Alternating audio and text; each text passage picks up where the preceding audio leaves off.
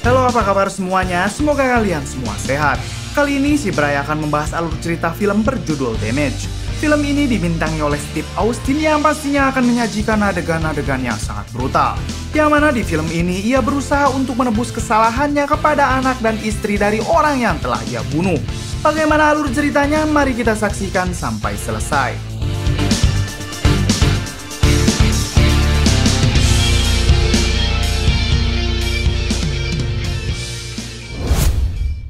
Di awal film, kita diperkenalkan dengan seorang pria yang baru saja dibebaskan dari penjara. Pria ini bernama John Brickner. Diketahui kalau John dipenjara akibat dirinya telah membunuh seorang pria. Ia divonis 7 tahun penjara dan kini ia dibebas bersyaratkan setelah mendekam 4 tahun di dalam penjara. Kini John ingin menjadi orang baik dan hidup normal seperti biasa. Bahkan John juga bekerja sebagai kuli bangunan untuk memenuhi biaya hidupnya. Hingga di suatu malam, John berkunjung ke sebuah bar untuk bersantai. Namun pada saat itu ada sekelompok pria yang terus melecehkan pelayan bar. Pelayan itu bernama Frankie. John yang risih melihat hal itu, ia langsung mencekik dan menyuruh pria itu untuk meminta maaf kepada Frankie. Sang pemilik bar yang melihat John mempunyai nyali yang besar, ia langsung meminta John untuk bekerja di barnya sebagai keamanan. John yang pada saat itu memang membutuhkan uang, ia langsung mengiyakannya.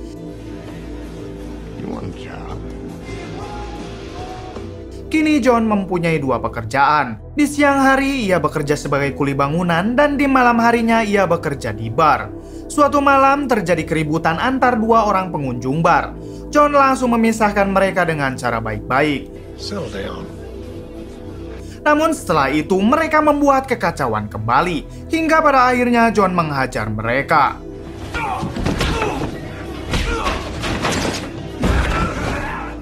Pada saat itu pacar Frankie yang bernama Reno melihat kehebatan John. Ia langsung menghampiri John lalu menawarinya sebuah pekerjaan. John yang sudah mempunyai 2 pekerjaan tentu menolak ajakan Reno.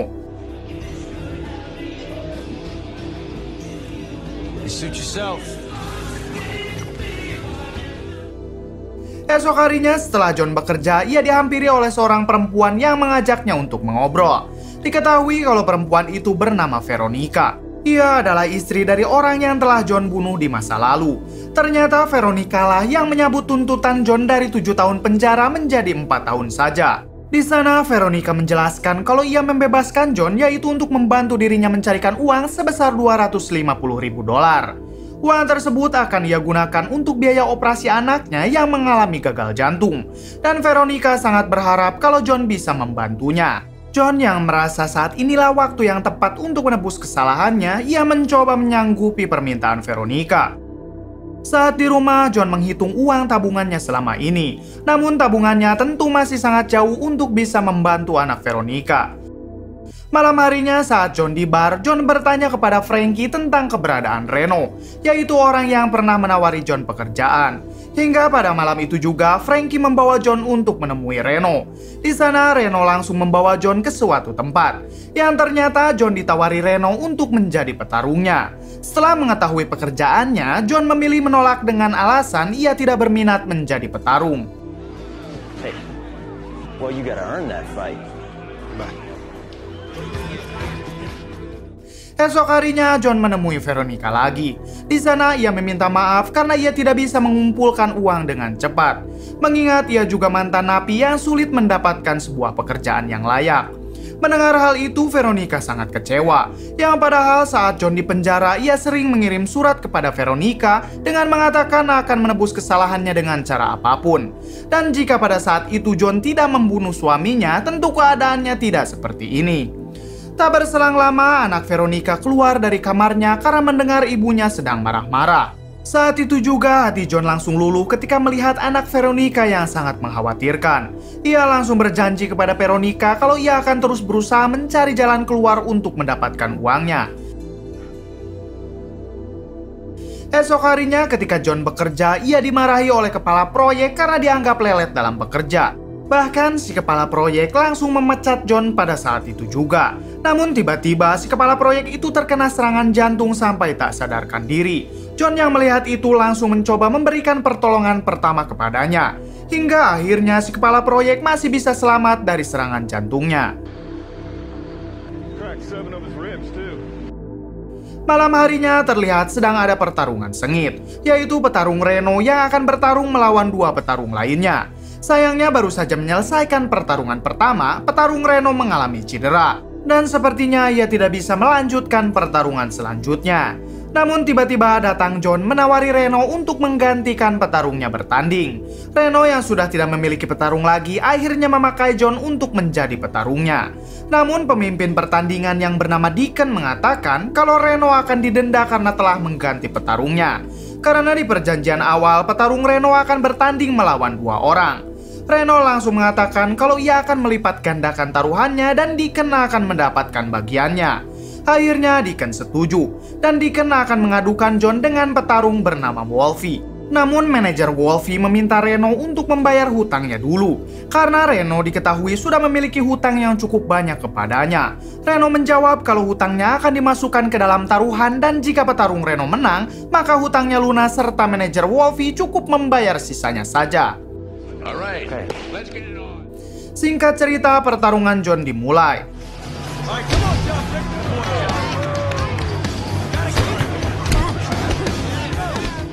Awalnya John kewalahan melawan Wolfie, namun di tengah pertarungan John sedikit membalikan keadaan.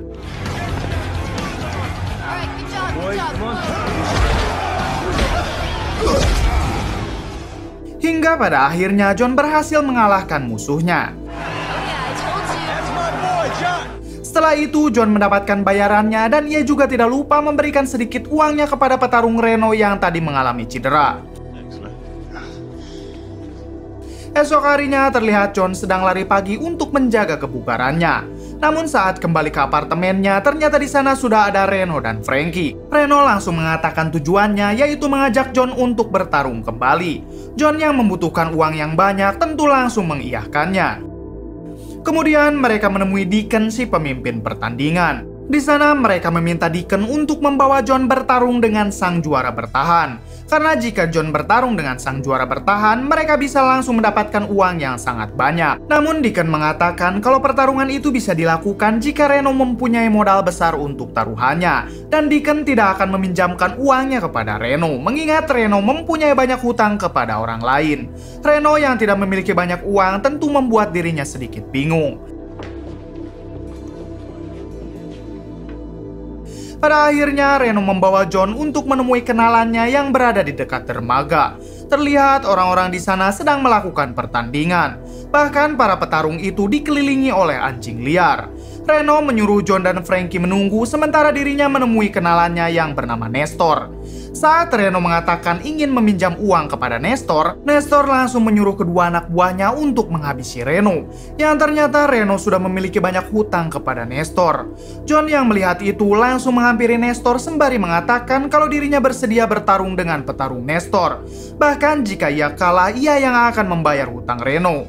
Pada akhirnya John bertarung dengan taruhan yang dilipat gandakan.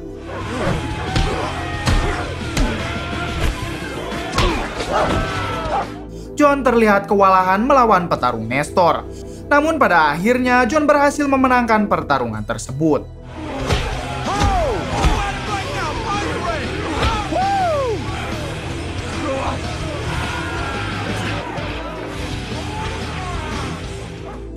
Di tengah perjalanan, Reno berhenti di sebuah toko. Lalu ia menggadaikan cincin pemberian ayahnya dulu. Hal itu Reno lakukan karena mereka masih butuh uang yang cukup banyak untuk memenuhi taruhan melawan sang juara bertahan.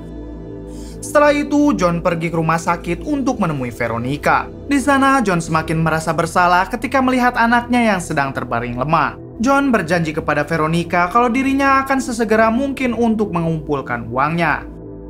Di sisi lain, Frankie bertanya kepada Reno apakah dirinya sudah melunasi hutangnya kepada seseorang bernama Ibro. Frankie tidak ingin Reno memanfaatkan John untuk terus melunasi hutang-hutangnya.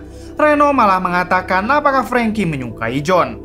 Reno juga menegaskan kalau ia tidak pernah menyuruh John untuk melunasi semua hutangnya.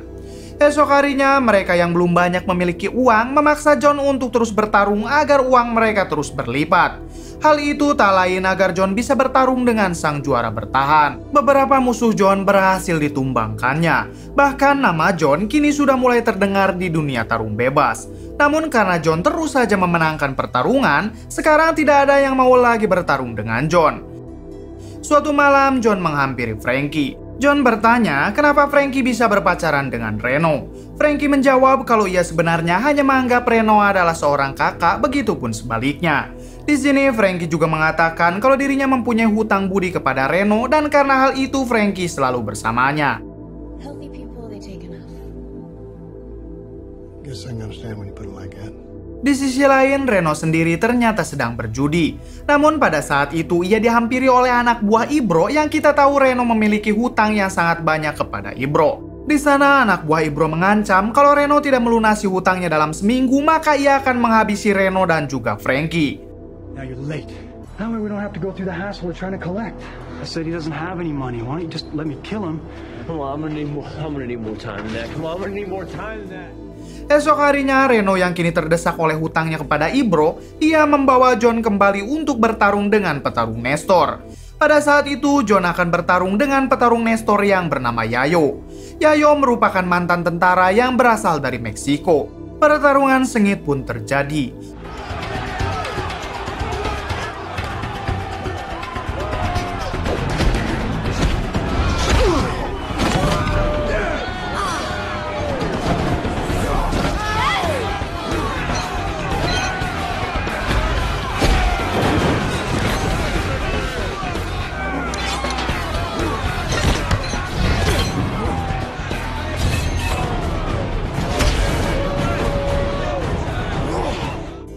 Beruntungnya pada saat itu John berhasil mengalahkan Yayo. Malam harinya mereka merayakan kemenangan John. Di sana John bertanya kepada Reno kapan ia bertanding dengan sang juara bertahan. Mengingat uang taruhannya yang selama ini mereka kumpulkan sudah cukup untuk bisa bertanding melawan sang juara bertahan. Namun Reno berdalih kalau pihak dari sang juara bertahan ingin menaikkan lagi taruhannya. Perbincangan mereka harus terpotong karena John mendapatkan telepon dari Veronica. Merasa ada hal yang tidak beres, John langsung menghampiri rumah Veronica bersama Reno dan Frankie. Ternyata di sana Veronica baru saja ingin mengakhiri hidupnya. Mereka pun langsung membawanya ke rumah sakit. Di sana Frankie mencoba bertanya apa yang sebenarnya terjadi. John menjawab kalau ia sedang mencoba menebus kesalahannya di masa lalu. Dan selama ini ia mau ikut bertarung tak lain karena ia ingin menyelamatkan anak dari orang yang telah ia bunuh. Daughter needs a heart transplant. Letter from my apartment. Di sisi lain ternyata Veronica berhasil selamat. Ternyata Veronica pada saat itu sudah putus asa. Namun John mencoba menenangkan Veronica dengan mengatakan kalau ia akan segera mendapatkan uangnya. Di balik itu Reno sendiri berniat untuk menebus cincinnya sebelumnya ia gadaikan. Namun ternyata orang tersebut telah menjual cincin Reno kepada orang lain. Sontak hal itu membuat Reno sangat marah mengingat cincin itu adalah warisan dari ayahnya. Malam harinya mereka bertiga berkumpul. Di sana Reno memberitahu John kalau Nestor kembali menantangnya. Tak pikir panjang John pun langsung menyetujuinya. Esok harinya mereka pergi menemui Nestor. Di sana Reno meminta Nestor untuk menaikkan taruhannya menjadi $150.000. Sebelum pertandingan itu dimulai, Reno yang sedang di toilet ia dihampiri kembali oleh anak buah Ibro. Karena pada saat itu tepat 1 minggu yang mana Reno harus membayar hutangnya. Reno berdalih tunggu pertandingan itu selesai maka ia akan membayar semua hutangnya. Setelah itu Reno menemui Frankie. Ia menyuruhnya untuk segera pergi sejauh mungkin. Namun Frankie menolak hal itu dan ia tetap ingin melihat John bertanding. Singkat cerita pertandingan itu pun dimulai.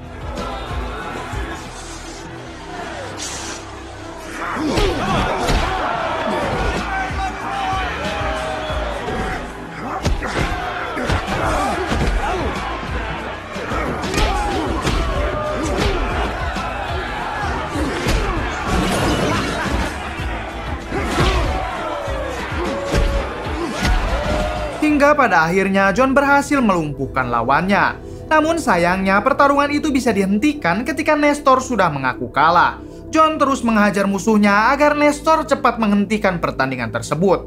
Namun Nestor tetap kekeh ingin melanjutkan pertandingan. John yang takut ia lepas kontrol dan bisa membunuh lawannya, ia memilih untuk keluar dari pertandingan. Ternyata hal tersebut membuat Nestor menjadi pemenang dalam pertandingan tersebut.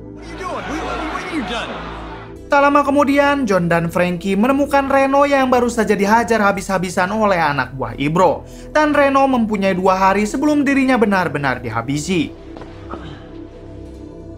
Saat perjalanan pulang, Reno memberitahu John kalau ia mempunyai hutang kepada seseorang bernama Ibro sebesar $150.000.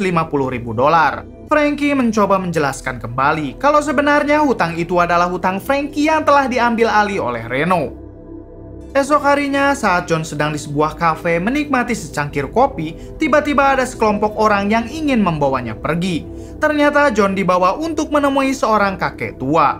Di sana, si kakek langsung berterima kasih karena pada saat John bekerja sebagai kuli bangunan, ia telah menyelamatkan menantunya dari serangan jantung. Dan karena hal tersebut, si kakek itu berniat untuk membalas budi.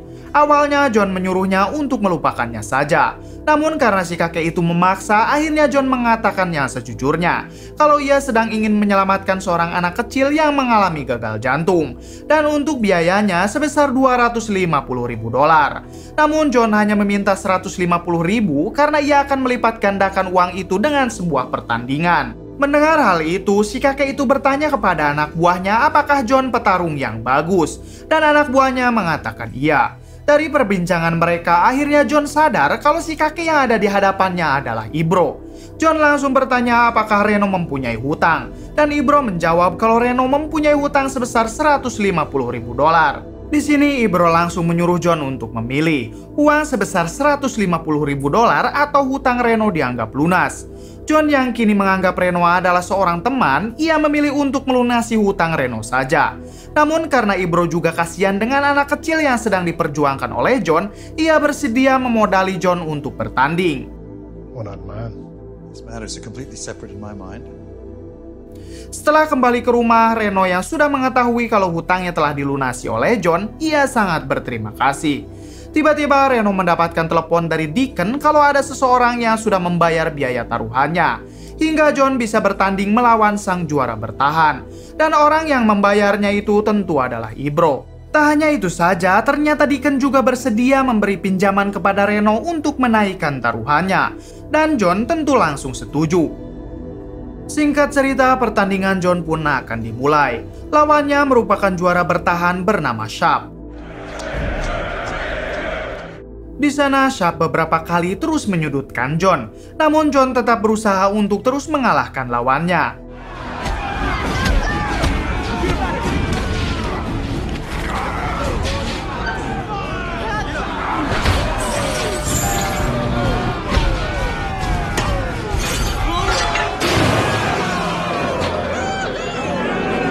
Hingga di suatu waktu John terperosok dan semua orang menganggap John telah tewas dan Sharp memenangkan pertandingan.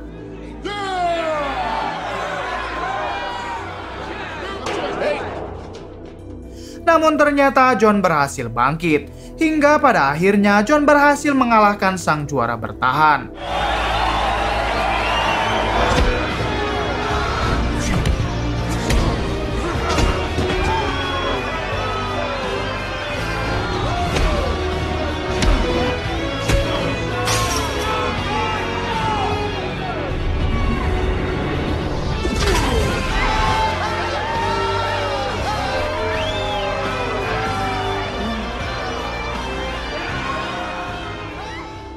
Di suatu kesempatan, Frankie menjelaskan kepada John kalau sebenarnya Reno adalah orang baik.